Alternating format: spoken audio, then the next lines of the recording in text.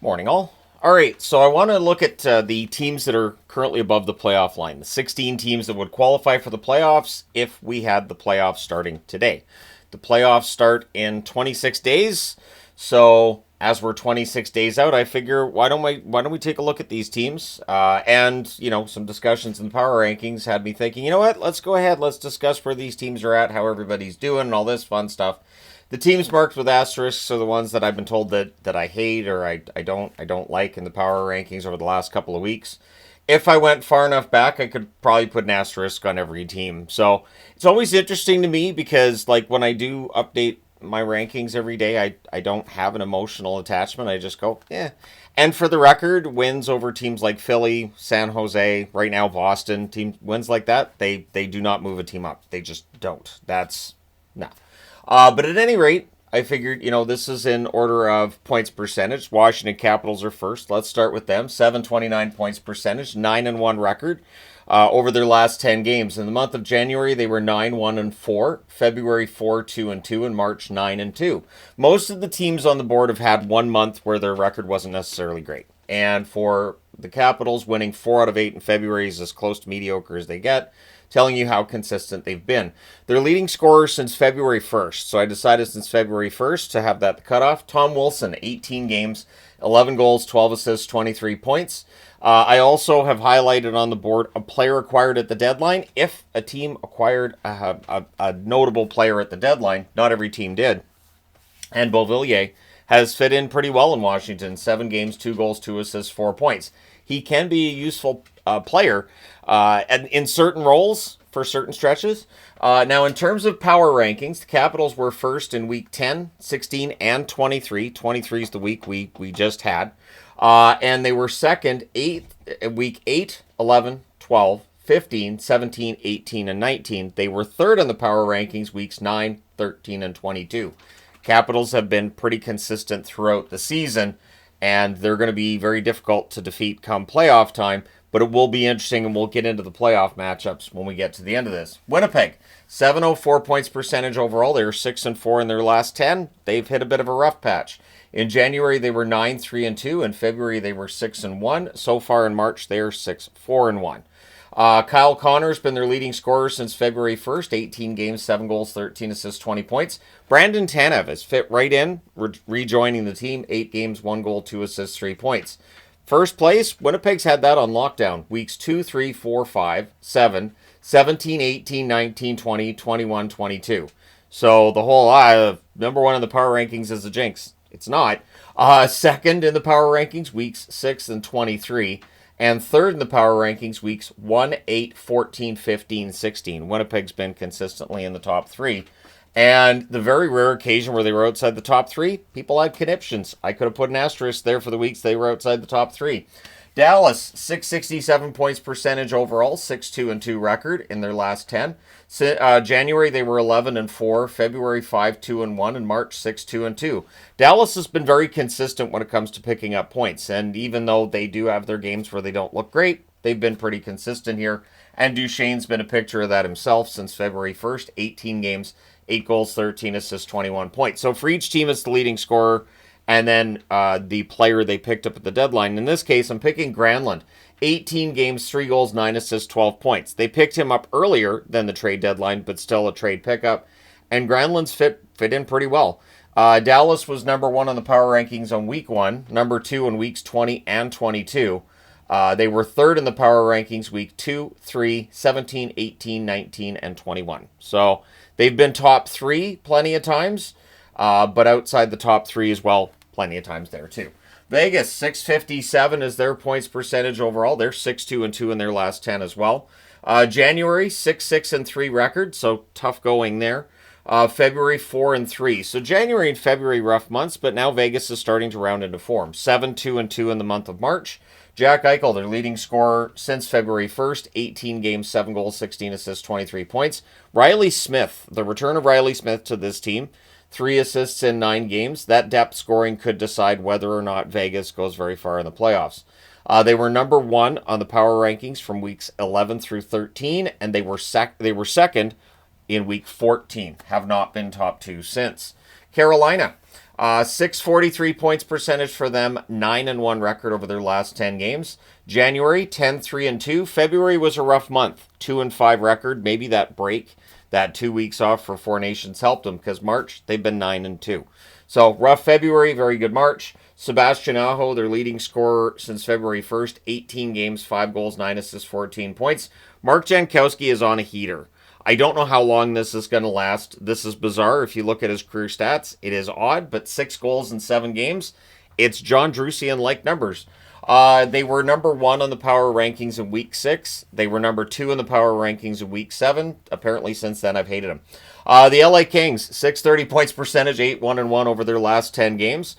January, rough month there, 5-7-1 record. February, 5-1-2. March, 9-2-1 record. So, getting better since January. And Byfield has been their leading scorer since February 1st. 20 games, 8 goals, 13 assists, 21 points. There's a reason I've never done a video on the struggles of Quentin Byfield, because they're completely overblown. Love the guy. Kuzmenko, since joining the Kings, 9 games, 2 goals, 1 assist, 3 points. It'd be nice to see Kuzmenko go on a little bit of a run of some sort in the playoffs. He's bounced around the league a bit. That'd be kind of fun to see. Week 14, the LA Kings were first. Week 13, the LA Kings were second on the power rankings. And apparently since then, I've hated them. The Colorado Avalanche, 627 points percentage. I just find it bizarre. 627 points percentage for Colorado. They're 8-1-1 in their last 10 games as well.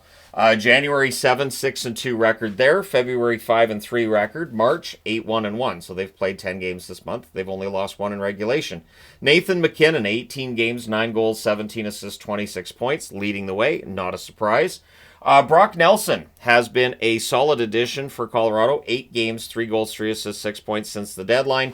The depth that they've acquired down the middle, I think, makes them extremely difficult to beat in the playoffs. But we'll talk about that in a bit. Colorado, the highest they've been in the power rankings is week 23, where they were third. That's the highest they've been. Florida, 627 points percentage for them as well, but they're 6-4 in their last 10, so some struggles. January, 7-6-1 record. February, 6-2 record. March, 7-4 record. So, not a fantastic month of January or March necessarily. February, pretty good, winning 6 out of 8. But Barkov, 19 games, 7 goals, 15 assists, 22 points. Not a surprise, he's been their leading scorer. Seth Jones has had, he's got a negative in the plus-minus department. He only has 1 goal, 2 assists, 3 points in 10 games. Maybe it's taking him a little while to learn the system. And I would think that the Ekblad suspension has probably propelled him into a more prominent role than they might have expected when they picked him up. So we'll see how Jones plays between now and come playoffs. Nothing to necessarily be too concerned with yet, but it is something to keep an eye on. Florida's been second on the power rankings weeks 4, 5, 9, and 21. They were third on the power rankings week 6. So they've been in the top 10 a lot. They've been in the top 3, 5 out of the 23 power rankings. Toronto, 621 points percentage, 4-5-1 over their last 10. So Toronto's having their issues. January 7-6 record, February 7-1 record, March 5-5-1. This is not the time of year that you want to be going cold. Matthews, 19 games, 7 goals, 18 assists, 25 points to lead the way since February 1st. And Brandon Carlo, 8 games and just the 1 assist so far. He's not an offensively minded defenseman, so just the 1 assist is me just saying he only has the 1 point. It will be interesting to see how Carlo, Tanev, and that defense hold up in a potential first-round matchup against a Tampa Bay Lightning team that's overdue for some sort of a run. Now, Toronto was number 3 on the power rankings in week 20. Outside of that, they have not been in the top 3. The Edmonton Oilers, 621 points percentage for them as well. They're 6-3-1 in their last 10.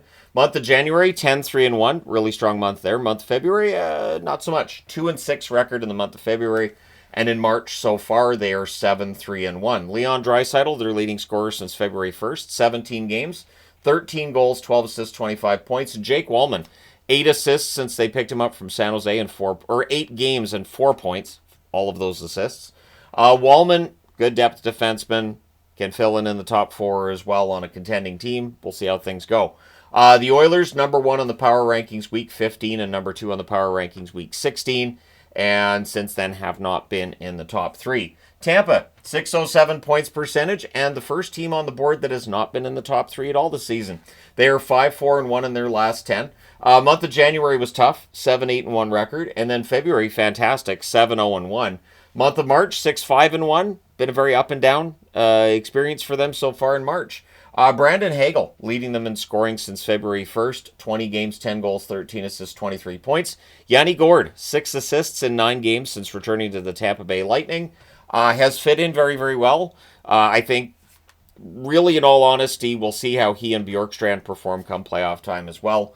The Tampa Bay Lightning hoping that their depth comes up for them in a potential matchup with Toronto. Florida, 607 points percentage for them. 6-3-1 record over their last 10 games. In January, they were 8-6. February, 3-5. And so far in March, 6-3-1. Which is remarkable considering how many star players and top guys they're missing right now in Minnesota. Matthew Boldy, their leading scorer since February 1st. 18 games, 5 goals, 10 assists, 15 points. And Boldy himself has had his struggles scoring. Nyquist, just the 2 assists in 10 games since Minnesota picked him up. They're going to want more from Nyquist. They were number 1 in the power rankings weeks 8 and 9. They were number 2 in the power rankings week 10. They were 3rd in the power rankings weeks 5 and 7. So Minnesota had a really strong first couple of months, and it's been a bit more of an issue since then. The Ottawa Senators, 572 points percentage, 7-2-1 in their last 10 games. January they were 8-5-2. February 2-5. March 8-2-1 thus far. And with the whole power rankings thing, part of the issue is a lot of teams are playing very well right now. It's just how that works. It's harder to move up when a lot of teams are playing well. Stützle, the leading scorer for Ottawa since February 1st, 18 games, 4 goals, 17 assists, 21 points. Dylan Cousins, yep, I'm gonna hype up Cousins again. 8 games, 3 goals, 4 assists, 7 points since arriving in Ottawa. He has made a big difference to that team, and clearly is excited about the possibility of going to the playoffs. He was playing in Buffalo. He hasn't got any playoff games in his career thus far, so that'll be interesting. St. Louis, 563 points percentage for them. They're 8-1-1 in their last 10 games, which matches Colorado and LA. It's behind Carolina and Washington there. Yeah, there's a lot of teams, and of course Ottawa at 7-2-1. Ridiculous records. In the month of January, though, St. Louis 5-8, and this is what I like with what St. Louis has done.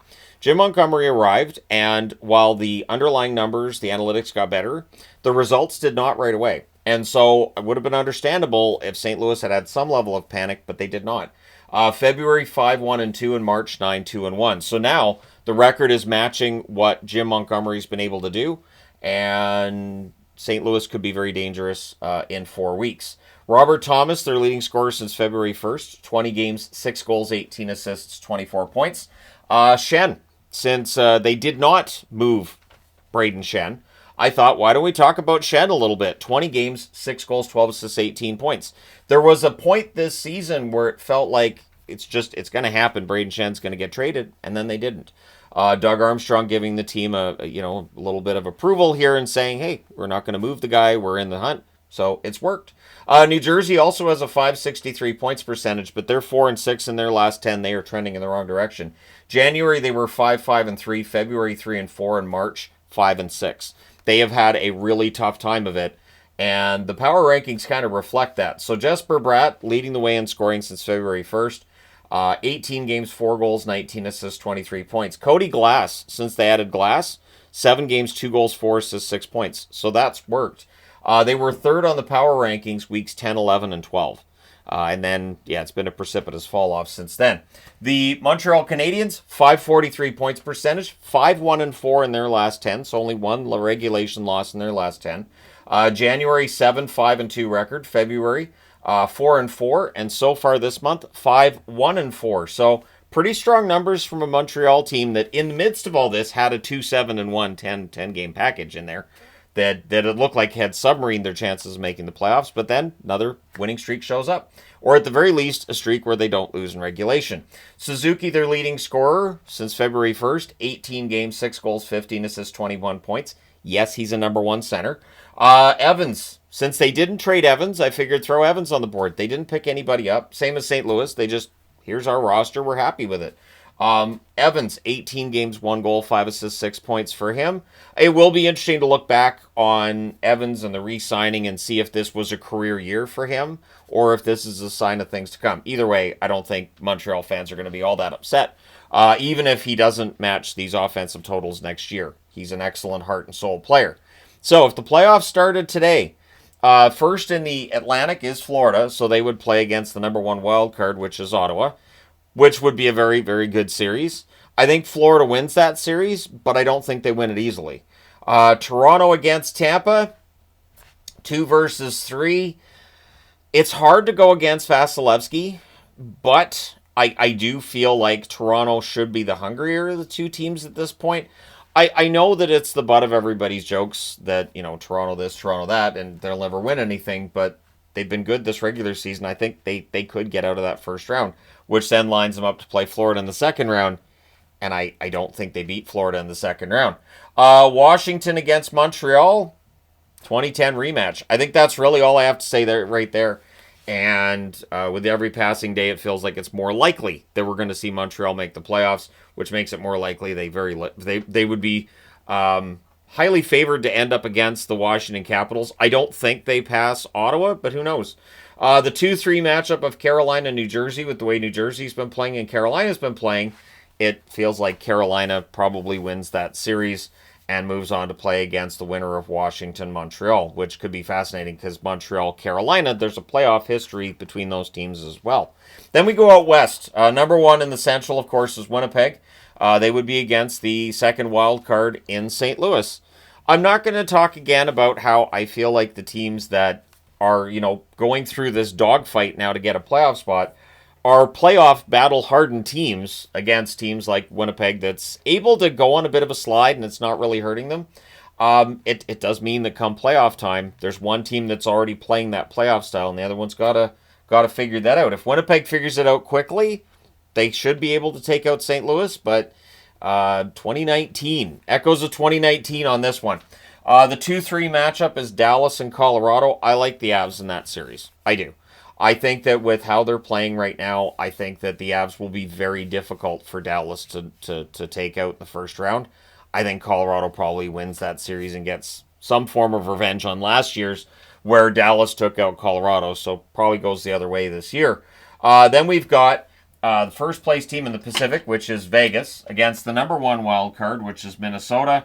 I don't like Minnesota's odds in that series. I think Vegas probably takes them out.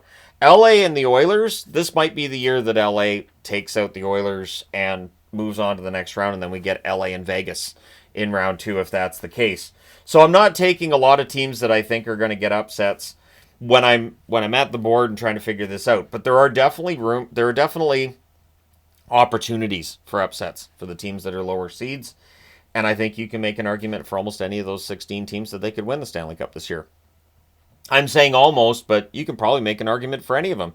Let me know your thoughts in the comment section below. Which team do you think you'd be most scared of playing in the playoffs? The playoffs started today, and do you think that's going to change between now and the middle of April?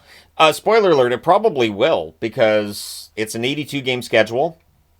Most of these teams have 12-plus games left, or around that number. And so there's a lot of opportunity here for teams that are cold to heat up and teams that are hot to cool off. But let me know your thoughts. Hit like and subscribe if you haven't already done so. Thank you guys so much for all your support. I will talk to you again soon. Even the people who are pretty sure that I hate their team. I want to say, though, when you watch as much hockey as I do, that the hate why? It's not there. It's not there. It also, and I've talked about this before, but it also does dull the excitement of, if a team I root for wins. Like when Vancouver beat Winnipeg there last week. I didn't cheer when that game was over. I was like, all right, game's done.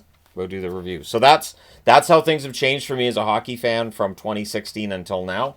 I don't have those emotional highs and lows like I used to. It really has become a situation where it's, all right, so these teams won. And so when I update the power rankings board, that's how I look at it. I'm like, all right, there you go. The funny part is that while he hates these teams, and yet I see Canuck fans too going, oh, we're way too low. It's because he secretly hates us. All right, so I secretly hate the teams I root for as well. There you go. Thank you guys so much for all your support. It is greatly appreciated as always. I will talk to you again soon.